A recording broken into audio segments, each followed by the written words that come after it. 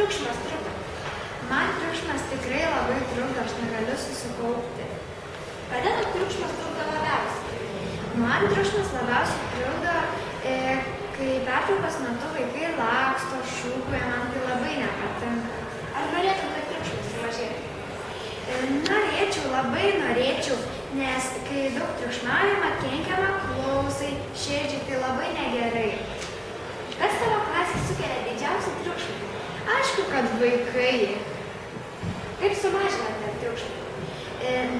Kartais reikia sudrausminti ir triukšmo nebėra. Na tai ačiū. Prašom. Labas, Urte. Gerai. Ar mokinys užraško tavo mintis? Žinoma, kad tai užraško. Negaliu susikaupti. Ačiū. Sveika. Labas. Ką žinai apie triukšmą? Nežinau, apie triukšmas. Sveikas. Kaip manai, ar mokykloje yra triukšmas? Manau, taip, kaip jau sakė draugė, tai triukšmas yra gan didelis, ypač pertraukų metu, rudenėse, jis yra tas triukšmas netoks. Ir dažniausiai galbūt būna mokykloje. Taip, ne vis dėlto, tai kiek tų mokinių ne. Labas rytas. Labą rytą. Ar mokinių taryboje yra triukšmas? Būna visai. Jeigu būnam pavargę, triukšmo nebūna. Jeigu nepavargę, tada triukšmaujam visi. Ar triukšmas tau trukdo? Būna įvairiai. Aišku, dažniausiai trukdo, nes negali susikaupti darbą. Ar žinai, kokią žalą sukelia triukšmas mokyklos mokiniams, o gal ir tau? Triukšmas, sakyčiau, padaro didelę žalą, tarkim. Ką žinau tikrai, iš savo pusės, triukšmas žmogų nusilpnina.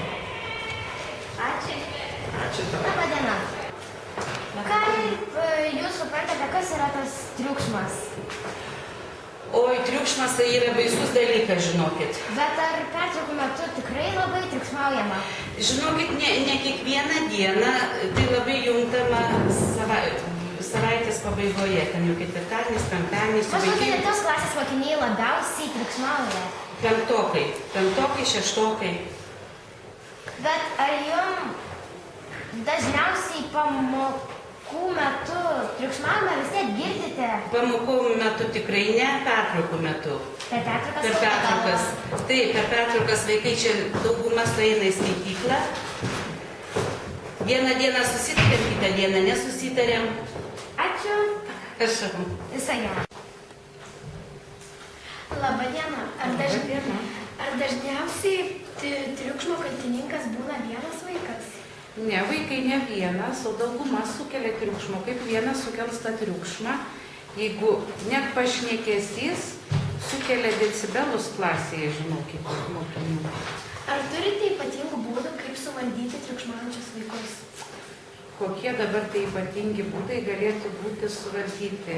Nu, tai duoti daug darbo, dirbti su vadovėliu ir sąsiuvinyje pratybų pildyti darbus, kad kuo daugiau mokinys dirbtų ir neturėtų laiko, kada kelti triukšmą. Per kelintą pamoką vaikai būna dažniausiai triukšmingiausi ir tyliausi? Viena tokia klasė, kada turi pirmą pamoką, tai jie visiškai netriukšmauja.